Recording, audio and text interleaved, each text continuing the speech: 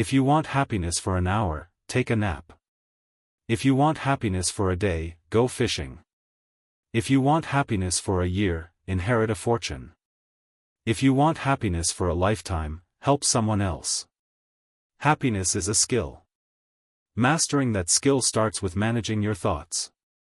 People believe that you cannot influence your thoughts. Do you think about the past all the time? You're not the only one. In fact, most people's thoughts are similar to cinemas that play old movies over and over again. What will you accomplish by replaying a nasty breakup in your mind? Or that one time when your manager yelled at you that is in the past and you cannot do anything about it? Similar to influencing negative emotions such as anger, regret, frustration, you can control joy as well. We think that our emotions determine our mood. That is only true to a certain extent. It is also true that we influence our emotions with our thoughts. So this goes hand in hand, and it means that you can control joy by thinking and acting happy. Some people are always cynical and believe that being happy is for children or naive people. They are utterly sad and often argue that they are being realistic instead of pessimistic. Remember, the goal of life is to live a happy life. Being cheerful makes life 10x better than it is. Next time when a negative person or a bad situation confronts you, do not worry about it for too long. Instead, always focus on the positive things. Even if you are in a situation you do not enjoy, try to think of something you do like about that situation. For example, when you lost a loved one, think of all the beautiful memories you have of that person. When you are stuck in traffic which causes you to miss an important meeting, enjoy some of your favorite music or listen to an audiobook in your car. There are many things in life you simply cannot influence. So instead of worrying about them, see the good in bad situations. Being negative is easy and everyone can be cynical. However, staying positive is more difficult and requires persistence. When we adopt a positive mindset for our life, we start creating our reality. Using positive thoughts makes us strong while negative thoughts make us weak. Dealing with obstacles becomes easier when you believe that there is always a solution regardless of the severity of your situation. If you think you cannot find a solution, chances are you will be unsuccessful. However, when we commit to a positive mindset, we empower ourselves, which eliminates fear, stress, and anxiety from our lives. Enjoy the moment. By focusing on the present, you can ignore the past or future. Many want to find inner peace and turn off the voice in their head. By being fully present, you can achieve a state of mind without worry. Living in the present will also free you from any fear, because there is no fear when you truly live in the moment. Our most common fears concern things or events that might happen in the future. We tend to live our lives in the past or the future.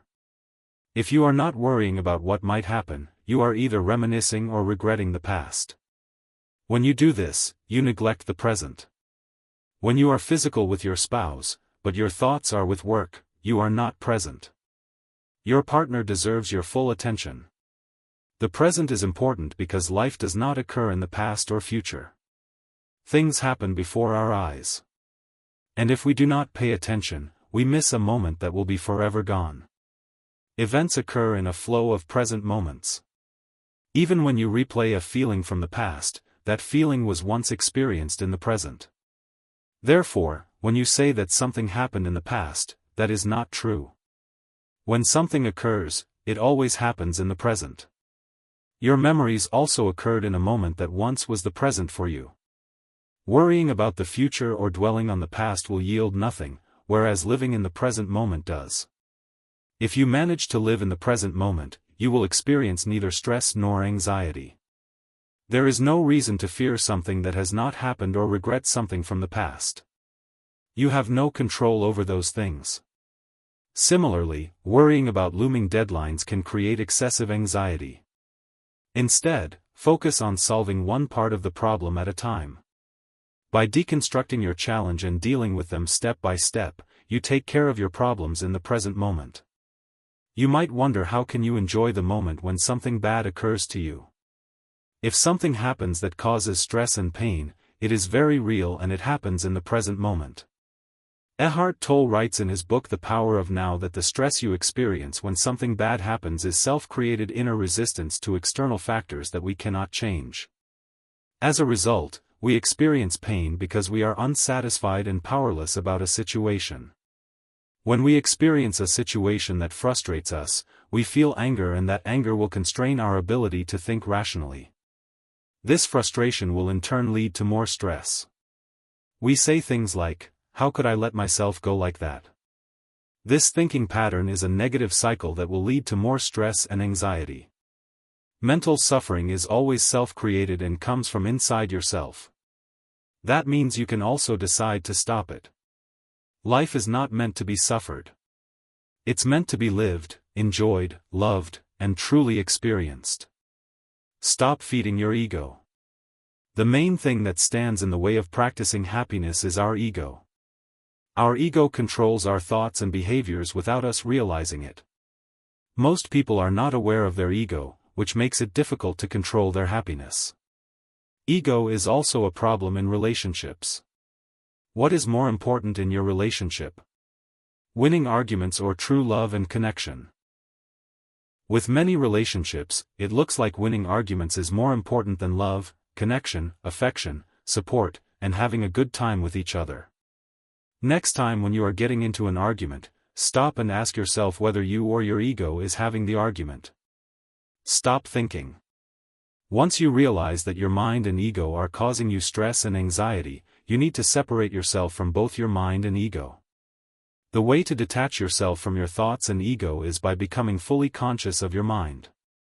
Your mind is more powerful than you think. If we do not understand it, our mind will control us.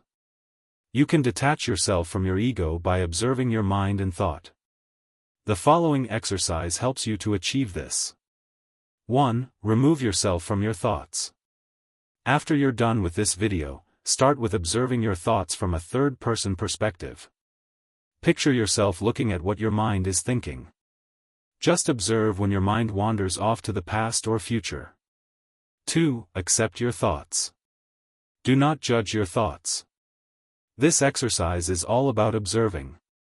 You will notice that you are almost constantly thinking about something, and nearly 90% of those thoughts are about the past and future. This voice in your head is a massive cause for your self-inflicted stress and anxiety. 3. Ignore your thoughts. Instead of following your thoughts, stop yourself when you notice that you are being unreasonable. Otherwise, you end up like a dog that is chasing cars. For example, when you agree to have a call with your friend at 7 p.m. and she does not call you, do not judge her. Stop following your thoughts. She might be in the middle of something. You do not know the reason she has not called you yet. So, do not worry about it. Eventually, you will find yourself in control of your mind, and this will make you stop thinking about the things you cannot change or trigger worry. Set goals.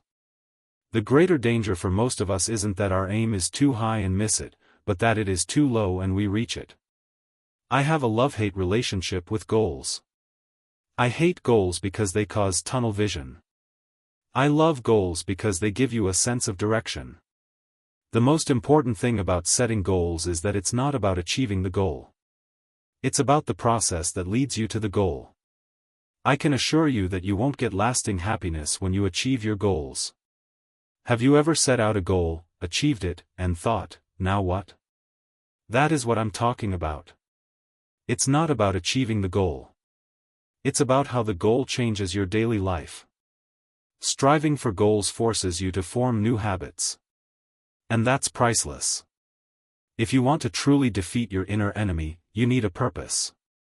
Your purpose will help you to be less anxious about the future because you have a conviction. However, without a clear set of goals, you will fail to fulfill your purpose. A thought must be executed, and by setting goals, you can start acting on your purpose.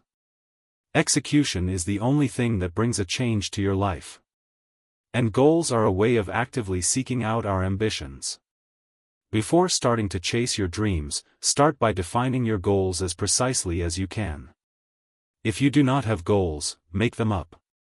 Everything is better than having no goal at all. Even if you do not know what you want to do with your life, you have a goal. That is to find out what you wish to do with your life. Some people say, I am not an ambitious person.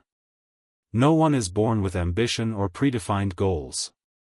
Ambition is a conscious decision to pursue growth in life through experience or achievement. Even if you have a purpose, without goals, your life is still aimless because your destiny seems so far away or intangible. Goals are made up. And if other people can make up goals, then you can do it, too. When set correctly, goals will guide you to your destination. For example, if you want to change your career, set clear goals for yourself. Ask yourself questions like, what does my ideal job look like, and when do I want to quit my current job? By asking these questions, you find out what your path looks like. From the answers to those questions, you can set goals. For instance, I want a job with enough freedom to express my creativity. And I will give myself 6 months to quit my job and find my ideal job. Another reason we set goals is because we cannot just sit around and hope that something good will happen to us. Hope is not a strategy. Hope is for people who have high expectations but are not willing to do anything to make their dreams happen. After all, it is easy to do nothing. Reaching your dreams requires determination, and achieving your goals is tough. You will be rejected. You will fail. However, you cannot give up. For every setback teaches you something. And when you do complete your goals, the victory will be greater.